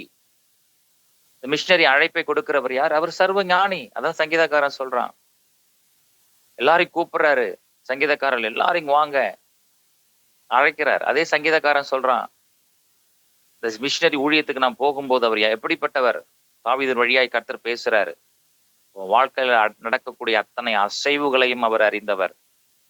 அதான் வேதத்துல வாசிக்கிறோம், தலையிலிருந்து ஒரு முடி கீழே விழுந்தாலும் எனக்கு தெரியாமல் விழுவது இல்லை. இன்னொரு வசனத்தையும் சொல்றாரு, நீ உயிரோடு இருக்கும் நாளெல்லாம் ஒருவனும் எதிர்த்து நிற்பது இல்லை. நான் மோசையோடு இருந்தது போல உன்னோடு கூட இருப்பேன். நான் உன்னை விட்டு விலகுவதும் இல்லை, உன்னை கைவிடுவதும் இல்லை. அப்ப இதெல்லாம் நீங்க பாருங்க. அப்ப இந்த மிஷினரி ஊழியத்துக்கு நம்மை அழைக்கக்கூடியவர் யார்? அவர் சர்வ வல்லமையுள்ளவர். அவரால் எதையும் பிரேக் பண்ண முடியும். நம்மள யோசுவாவை கூட்டிட்டு போன்னு சொன்ன ஆண்டவர் அத்தனை தடைகளையும், யோர்தான், எரிகோ 31 ராஜாக்களை அழித்தான். 31 ராஜாக்களை அழித்தான். இடத்தை பங்கிட்டார்கள், பிடித்து கொண்டார்கள், பங்கிட்டு கொண்டார்கள். அப்ப இந்த ஊழியம் என்பது எப்படி? நான் ஏற்கனவே சொன்ன வெற்றியின் ஊழியம். வெற்றியின் ஊழியத்துக்கு தான் நம்ம அழைத்திருக்கிறார். ஒரு வெற்றியுள்ள மிஷினரி ஊழியத்துக்கு தான் தேவன் நம்மை தெரிந்து கொண்டிருக்கிறார். ரைட். அடுத்து நம்ம பார்த்தோம் அப்படின்னா, அவர் சர்வ வல்லமையுள்ள தேவன், சர்வ வியாபி, சர்வ ஞானி என்ற தெய்வம். அவர் முழு சிருஷ்டிப்புக்கும் அவர்தான் தெய்வம். இந்த உலகத்துல இருக்கிற எல்லா சிருஷ்டிப்புகளும், அதான் சங்கீதக்காரன் என்ன சொல்றான்? இந்த சங்கீதத்தை நீங்க மறுபடியும் வாசிப்பா, ரொம்ப அற்புதமான சங்கீதம், எனக்கு ரொம்ப பிடித்த சங்கீதம் அது. எல்லாரையும் கூப்பிடுறாரு, மரங்களே, கேதுரு மரங்களே, ஆடுகளே, மாடுகளே, பிராணிகளே, பறவைகளே, எதெல்லாம் கூப்பிட முடியுமோ, எவைகளெல்லாம் அழைக்க முடியுமோ அந்த சங்கீதக்காரன் அழைப்பதை பார்க்கிறோம். சூரியனே, நட்சத்திரனே, சந்திரனே, பிரபுக்களே, அதிபதிகளே, நியாயாதிபதிகளே, ஜனங்களே, ஏழை, பணக்காரன், இனிமேல் யார், எல்லாரையும் அந்த சங்கீதக்காரன் அழைப்பை கொடுக்கிறதை பார்க்கிறோம். அர்த்தம் என்னன்னா, அவர் சிருஷ்டிகர். இந்த உலகத்தில் இருக்கக்கூடிய ஆண்கள், பெண்கள் எல்லாருக்கும் அவர் ஒருவரே தேவன். அவர்தான் சிருஷ்டிகர் என்பதை இந்த சங்கீதத்தின் வழியாக நாம் அறிந்து கொள்கிறோம். அதான் முடியும் போது சங்கீதம் எப்படி முடிக்கிறது? நாசியில் சுவாசமுள்ள யாவும், சுவாசிக்கிற யாவும், 1 அறிவு, 2 அறிவு, 3 அறிவு, 4 அறிவு, 5 அறிவு, 6 அறிவு கொண்ட ஒவ்வொரு சுவாசமுள்ள ஒவ்வொன்றையும் அங்கே ஆண்டவர் அழைப்பை கொடுக்கிறதை பார்க்கிறோம். அவர் சிருஷ்டிகர். அதனால இந்த ஊழியம் யாருடையது? நம்முடையது. இந்த மிஷினரி தரிசனம் யாருடையது? நம்முடையது. இந்த சங்கீதங்கள் வழியாக கர்த்தர் அழைக்கிற எல்லா சிருஷ்டிக்கும், சகல சிருஷ்டிக்கும், எல்லாருக்கும் போய் சொல்லுங்க.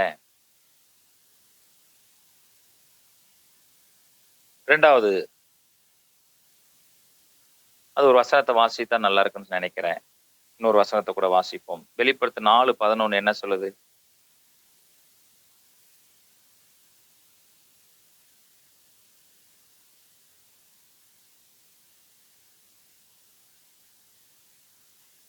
வெளிப்படுத்த 4:11, கர்த்தாவே, தேவரீர் மகிமையையும் கனத்தையும் வல்லமையையும் பெற்றுக்கொள்வதற்கு பாத்திரராய் இருக்கிறீர். நீரே சகலத்தையும் சிருஷ்டித்தீர். வெளிப்படுத்த 4:11, நீரே சகலத்தையும் சிருஷ்டித்தீர். உங்களுடைய சித்தத்தினாலே அவைகள் உண்டாயிருக்கிறவைகளும் சிருஷ்டிக்கப்பட்டவைகளுமாய் இருக்கிறது. நீரே எல்லாவற்றையும் சிருஷ்டித்தீர். உலகத்துல இருக்கிற அத்தனை ஜீவராசிகளும் தேவனால் சிருஷ்டிக்கப்பட்டது. அந்த சிருஷ்டிக்கு போய் சொல்லுன்னு சொல்றாரு. அதை வேற எங்க வாசிக்கலாம்? மார்க்ல இருக்கா? மார்க்கு சுவிசேஷ புத்தகமா? ஒரு அற்புதமான வசனத்தை மார்க் எழுதுறாரு. ஒரு வித்தியாசமான கோணத்துல அந்த வசனத்தை எழுதுறாரு. என்னன்னா,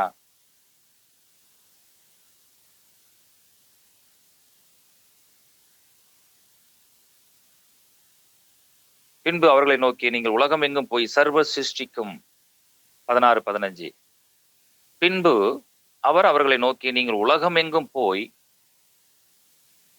சர்வ சிருஷ்டிக்கும் சுவிசேஷத்தை பிரசங்கியுங்கள். அவர்தான் சிருஷ்டிகர். நான் முதல்ல 3 காரியம் சொன்னேன். சங்கீதத்தின் வழியாகவே சொன்னேன். இன்னும் மற்ற வசனங்கள் வழியாகவும் அதை பார்த்தோம். சர்வ வல்லமையுள்ளவர், சர்வ ஞானி, சர்வ வியாபி. 2வது காரியம் பார்க்கிறோம், அவர்தான் சகலவற்றையும் சிருஷ்டித்தவர். சோ அந்த சிருஷ்டிப்பு யாருடையது? எந்த விக்கிரகத்தினுடையது கிடையாது, எந்த மனிதனுடையதும் கிடையாது. இந்த தேசம் இது தேவனுடைய தேசம், இது என்னுடைய தேசம் என்று சொல்லி எவரும் உரிமை பாராட்ட முடியாது. இந்த தேசம் இது தேவனுடைய பூமி, இது தேவனுடைய தேசம், இது என்னுடையது என்று யாரும் உரிமை பாராட்ட முடியாது. எவரும் சொல்ல முடியாது நீங்கள் இந்த பெயரை தான் சொல்ல வேண்டும், எவரும் சொல்ல முடியாது நீங்கள் இந்த உணவை தான் உண்ண வேண்டும், எவருக்கும் அதிகாரம் இல்லை நீங்கள் இந்த உடையை தான் உடுத்த வேண்டும். இந்த உலகத்துல எவருக்கும், இந்த தேசத்துல எவருக்கும் அதிகாரம் இல்லை நீங்கள் இந்த தெய்வத்தை தான் வணங்க வேண்டும் என்று சொல்லி. யாருக்கும் அதிகாரம் கிடையாது. காற்றை நாம் சுவாசித்துக் கொண்டிருக்கிற இந்த காற்றை உருவாக்கினவன் மனிதன் அல்ல, தேவன். அப்ப இந்த மனுஷன் சொல்றதை நம்ம எப்படி கேட்க முடியும்? நம்மை போல ஒருவன், நீ இந்த இந்த இந்த சாப்பாட்டை தான் சாப்பிடணும், இந்த உடையை தான் உடுத்தணும், இந்த தண்ணியை தான் நீ குடிக்கணும், இந்த தெய்வத்தை தான் நீ வணங்கணும், உனக்கு இதுதான் பேர் என்று எவரும் சொல்லிவிட முடியாது. அவர் சர்வ முழு உலகத்திற்கும் அவர் சிருஷ்டிகர், இந்தியாவின் தேவன், இந்தியாவில் உள்ள மக்களை சிருஷ்டித்தவர், இந்திய எல்லைகளை வரையறுத்தவர். அது 3 பக்கம் கடலாலும் ஒரு பக்கம் மலையால் நிறைந்திருக்க வேண்டும் ஒரு தீபகற்ப நாடாக தேவன் இந்தியாவை வடிவமைத்தவர் தேவன், கர்த்தர் இயேசு. அவர் சர்வத்திற்கும் சிருஷ்டிகர் என்பதை பார்க்கிறோம். அதே நேரத்துல அவர் சொல்றாரு, இந்த சங்கீதத்தின் வழியாக நம்ம பார்க்கிறோம், மீட்பின் தேவன் அவர். அவர் மீட்க முதல்ல பார்த்தோம் சிருஷ்டிகர், 2வது அவர் மீட்பின் தேவன். அவர் ஜனங்களை விடுதலைக்காக அழைக்கிறார், மீட்புக்காக அழைக்கிறார். எப்பா நீ நம்பினதெல்லாம் போதும், வா என்கிட்ட. கண் இருந்து காணாலும், காது இருந்து கேளாலும், மூக்கு இருந்து முகராமலும், கால் இருந்து நடக்காமலும், கை இருந்து தொடாமலும், உணர்வு இல்லாமல் இருக்கிற அதெல்லாம் விட்டுட்டு என்னகிட்ட வாப்பா, நான் உன்னை விடுவிக்கிற தேவன் என்று சொல்லி தேவன் விடுதலையின் தேவனாக செயல்படுகிறதை பார்க்கிறோம். நாம தான் அழைச்சிட்டு போன இந்த தேவனை அறிமுகப்படுத்த வேண்டும். அவர் விடுதலையின் தேவன். 3வது, மீட்புக்கு சங்கீதத்திலிருந்தும் அநேக வசனங்கள் இருந்தாலும் எபேசியர் 1ஆம் அதிகாரம் 5லிருந்து 9 வசனங்களை நாம் வாசிக்க போகிறோம்.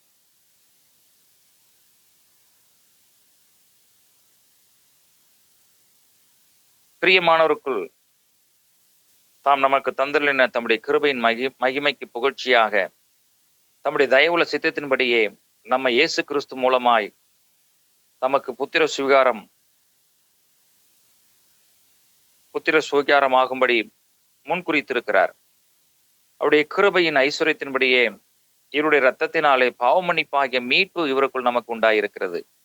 அந்த கிருபை அவர் சகல ஞானத்தோடும் புத்தியோடும் எங்களிடத்தில் பெருக பண்ணினார். காலங்கள் நிறைவேறும் போது விளங்கும் நியமத்தின்படி பரலோகத்தில் இருக்கிறவைகளும் பூலோகத்தில் இருக்கிறவர்களும் ஆகிய சகலமும் கிறிஸ்து இயேசுக்குள்ளே கூட்டப்பட வேண்டும் என்று ஒரு மீட்பின் தேவன் என்பதை பார்க்கிறோம். முழு உலகத்திற்கும் ஒரே ஒரு மீட்பர், அவர் ஒருவர் தான், அது நமக்கு தெரியும். அப்ப இந்த மீட்பின் திட்டத்தை மிஷனரிகளாக நாம் கொண்டு போக வேண்டும். வலது கைக்கும் இடது கைக்கும் வித்தியாசம் தெரியாத நினிவே மக்களுக்கு ஒரு யோனா தேவைப்பட்டது, ஒரு மீட்பின் திட்டத்தை அறிவிப்பதற்கு. இன்னைக்கு இருக்கக்கூடிய தேசத்தின் ஜாதிகளுக்கும் மக்களுக்கும் வலது கைக்கும் இடது கைக்கும் வித்தியாசம் தெரியாத மக்களுக்கு மீட்பின் திட்டத்தை கொண்டு செல்ல வேண்டியது நம்முடைய கடமையாக இருக்கிறது. தேசம் பாழாய் போகிறதை பார்க்கிறோம். ஒவ்வொரு நாளும் நம்ம கேட்கக்கூடிய செய்திகள் என்ன? ஏதோ ஒரு பகுதியில மக்கள் விஷ சாராயம் குடித்து மரித்து போனார்கள், அவங்களுக்கும் எனக்கு எந்த தொடர்பு இல்லை. நமக்கு நேரடியான தொடர்பு இருக்கிறது. நாம் ஜெபிக்க வேண்டும், முழங்கால்களை முடக்க வேண்டும். நாம் ஜெபிக்கும் பொழுது, முழங்கால்களை முடக்குகிற பொழுது தேசத்தின் ஜனங்கள் விடுதலை செய்யப்படுவார்கள். நம்ம போராடி ஜெபிக்கணுமே. பவுலுக்கு அந்த பாரம் இருந்தது. அத்தனை பட்டணத்தில் இருக்கும் பொழுது அவன் ஆவியிலே அவன் வைராக்கியம் கொண்டான். நம்மை சுற்றி நடக்கக்கூடிய நிகழ்ச்சிகளை பார்க்கும் பொழுது நமக்குள்ள ஒரு வைராக்கியம் வரணும், ஜெபம் வரணும், பெருமூச்சு வரணும், கண்கள் இருந்து கண்ணீர் வரணும், முழங்கால்கள் ஜெபத்திற்கு வா என்று அழைக்க வேண்டும், இருதயம் திறக்க வேண்டும். இனியாவது செய்யணுங்க. அதற்காக தான் தேவன் நம்மை அழைத்திருக்கிறார். மீட்பின் திட்டம் ஆதியாகமத்தில் இருந்து வெளிப்படுத்தின விசேஷம் வரைக்கும் மீட்பின் திட்டம் இன்னைக்கு கர்த்தர் மீட்கக்கூடியவராக, மீட்பின் திட்டத்தை நிறைவேற்றக்கூடியவராக தேவன் இருக்கிறார். இந்த செய்தி யார் கொண்டு போக போறோம்? நினிவே பட்டணத்துக்கு ஒரு யோனா போகலன்னா அழிவு.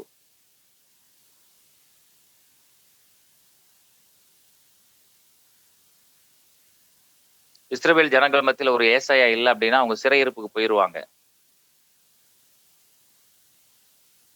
அப்போ தேவன் அந்த ஒரு கனமான வேலைக்கு நம்மை வைத்திருக்கிறார். இன்னும் எத்தனை நாட்கள் நம் சாக்கு போக்குகளை சொல்ல போறோம்? இன்னும் எத்தனை நாட்கள் எனக்கு திறமை இல்லை, தாளந்து இல்லை, இன்னும் எத்தனை காலங்கள் நாம் சொல்லிக் கொண்டிருக்க போகிறோம்? ஆண்டவர் ஒரு பெரிய கனமான ஒரு ஊழியத்திற்காக தேவன் நம்மை அழைத்திருக்கிறார். 80 வயதிலே மோசே சாக்கு போக்கு சொன்னாலும் அழைத்தார்.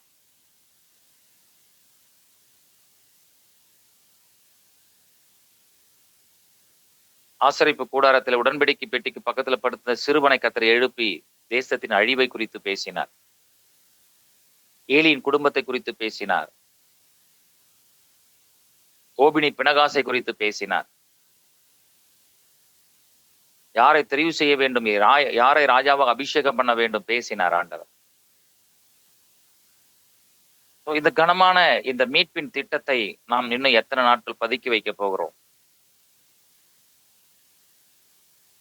இது ஓடக்கூடிய காலம். ரதத்தை துரத்த வேண்டிய காலம். எத்தியோப்பிய மந்திரியை நாம் பிடிக்க வேண்டிய காலம். அவரோடு ரதத்திலே அமர்ந்து சுவிசேஷத்தை பிரசங்கிக்க வேண்டிய காலம். அவன் ஊர் போய் சேர்வதற்கு முன்பாக அவனை தேவனுடைய வழியிலே நடத்தி ஞானஸ்தானம் கொடுத்து தேவனுடைய பிள்ளையாக மாற்றி அவனை வழி அனுப்பிவிட வேண்டிய ஒரு காலம். நம்ம ஏதாவது செய்வோம். மிஷினரி ஊழியத்தை முதல்ல நாம இருக்கிற பகுதியிலேயே ஆரம்பிப்போம். இன்னைக்கு ஆரம்பிப்போம், இப்போவோ ஆரம்பிப்போம். கைப்பிரதிகளை கொடுப்போம், வேதாகமத்தை கொடுப்போம், இயேசு சொல்லுவோம். ஊழியங்களை நம்ம ஆரம்பிப்போம் தாராளமா. திரளான அறுவடை, பெரிய அறுவடை. நீங்க இமாச்சல் பிரதேசம்லாம் போனீங்கன்னா ஒரு கிராமத்துக்கு இன்னொரு கிராமத்துக்கும் பல மைல் தூரம் மலைகளை ஏறி இறங்கணும். அப்படிலாம் இல்லை. வலது பக்கம் திரும்பின ஆளு, இடது பக்கம் திரும்பின ஆளு, எங்க பார்த்தாலும் மக்கள் இருக்கிறதை பார்ப்போம். வாய்ப்புகளை ஏற்படுத்துவோம். வழிகளை ஆயத்தப்படுத்தி தாரும் என்று தேவனிடத்தில் வேண்டிக் கொள்வோம். ஜெபம் பண்ணுவோம். ஆண்டவர் செய்வார். இந்த வருஷத்துக்குள்ள இத்தனை 1000 டிராக்ஸா கொடுக்கணும், இவ்வளவு புஸ்தக பைபிளை கொடுத்துடணும், இந்த வருஷத்துக்குள்ள, இந்த வருஷம் முடியறதுக்குள்ள இத்தனை நபர்கள் ஆண்டுக்குள்ள நடத்திடணும். வைராக்கியமும் ஜெபமும் நம்முடைய வாழ்க்கையில உண்டாகட்டும். ஊழியம் செய்வதற்கு அநேக வாசல்கள் திறந்துதான் கர்த்தர் வைத்திருக்கிறார். திறந்த வாசலை நமக்கு முன்பாக வைத்திருக்கிறார். நாம் மௌனமாக இருக்கக்கூடிய காலம் அல்ல. அந்த மீட்பின் திட்டத்தை தேவன் 2000 வருஷங்களுக்கு முன்பாக சிலுவையில ஏற்படுத்தினார். அதை கொண்டு போய் சொல்ல சொன்னார். அல்ல ரத்த சாட்சிகளாக சீஷர்கள் மரித்து ஆங்காங்கே ஊழியம் செய்ததை பார்க்கிறோம். அடுத்த பகுதியை பார்த்தோம்னா தேவன் 3 காரியம் சொன்ன. முதல்ல அவர் சர்வ வல்லமையுள்ள தேவன், சர்வ வியாபி, சர்வ ஞானி சங்கீதத்தின் வழியாக. அடுத்து பார்த்தோம் அவர் சிருஷ்டிகர்.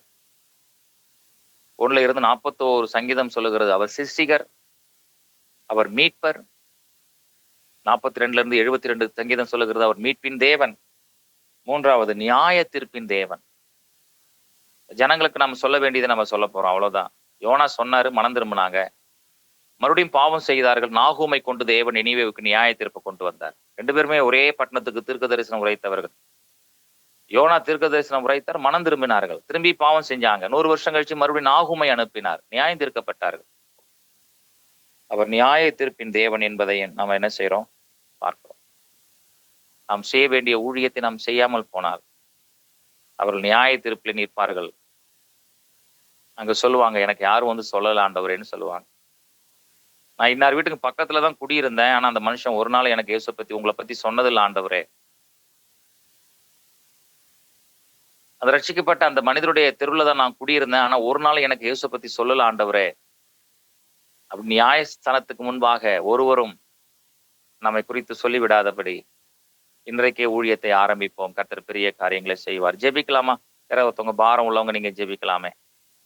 சத்தத்தை உயர்த்தி வேகமாக ஒரு ஜெபத்தை ஏறிடுங்க பார்ப்போம். கர்த்தர் நம்மை ஆசீர்வதிப்பார். Thank you so much. நாளைக்கு பார்ப்போம். ஜெபம் பண்ணுங்க. கூட ஆண்டவரே ஏசப்பா ஆண்டவரே உங்க வார்த்தையை கேட்க வைத்த கிருபைக்காக உமக்கு நன்றி செலுத்துகிறோம் அப்பா. உங்க வசனத்தின்படி ஆண்டவரே ஏசப்பா எங்களை போதித்த கிருபைக்காக உமக்கு நன்றி அப்பா. இந்த வேலையில கூட ஆண்டவரே அப்பா ஆண்டவரே அழிகின்ற ஆத்மாக்காக உங்க சமூகத்துக்கு முன்பாக வருகிறோம் ஆண்டவரே ஏசப்பா. ஒரு நாளைக்கு எத்தனை ஜனங்கள் ஆண்டவரே அழிவை நோக்கி நரகத்தை நோக்கி போய் கொண்டிருக்கிறாங்க ராஜா அப்பா. அந்த ஆத்மாக்களுக்கு உத்தரவாதியாய் நாங்க இருக்கிறோமே ராஜா அப்பா. அந்த ஆத்மாக்களுக்கு ஆண்டவரே ஏசப்பா உங்க சுபிசேஷம் சொல்லத்தக்கதாக ஒரு கிருபையும் பாக்கியத்தின் தகப்பன்கள் கொடுக்கும்படியாக ஜெபிக்கிறாண்டவரே ஆண்டவரே ஏசப்பா. எலும்பி பிரகாசி என் வெளிச்சம் முன்னிட்டு வந்தேன்னு சொன்னது போல எலும்பி பிரகாசிக்கத்தக்கதாக நான் அந்த கிருபையை தகப்பன் நீங்க கொடுங்கப்பா ஏசப்பா. எங்க பக்கத்துல உள்ளவங்க உறவினர்கள் நண்பர்கள் ஏசப்பா அனைவரும் ஆண்டவரே ஏசப்பா அவங்க ஏற்றுக்கொண்டாலும் ஏற்றுக்கொள்ளா விட்டாலும் ஆண்டவரே அப்பா சுபிசேஷம் ஆண்டவரே ஒவ்வொரு மீதும் விழுந்த கடமையா இருக்குது ராஜா. அந்த கடமையில் நிறைவேற்றும் பிள்ளைகளாக தகப்பன் எங்க ஒவ்வொருத்தையும் தகப்பன் நீங்க மாற்றும்படியாக ஜெபிக்கிற ஆண்டவரே ஏசப்பா. உமக்காக ஊழியை செய்யத்தக்கதாக ஆண்டவரே ஏசப்பா. அந்த பாரத தகப்பன் எங்க இருதயத்துல வைங்க ஆத்மா குறித்தான ஒரு வாஞ்சை அப்பா எங்க இருதய தகப்பன் நீங்க வைக்கும்படியாக ஜெபிக்கிறோம் அப்பா. தேவனோட வருகை மிக சமீபமா இருக்குது ராஜா அப்பா. அது சொல்லதாக ஆண்டவரே ஏசப்பா ஒரு கூட்ட ஆத்துமாக்கள ராஜா ஏசப்பா. நாங்க தேவ நாமத்தின்படி ராஜா அப்பா உங்களை உங்க ரட்சிப்பை படுத்த தகப்பனிய உதவி செய்யும்படியாக ஜெபிக்கிறாண்டவரே ஏசப்பா. இன்றைய எலும்பு பிரகாசிக்க தகப்பனிய உதவி செய்யுங்க. அதுக்கு தடையான காரியங்கள் அப்பா நீர் எடுத்து போடும்படியாக ஜெபிக்கிறாண்டவரே. என் தேவ நீங்க அப்படியா செய்யப்படுற கிருபைக்காக உமக்கு நன்றி செலுத்திக்கிறாண்டவரே. இயேசுவின் நாமத்தில் ஜெபிக்க நல்ல பிதாவே ஆமென். ஆமென்.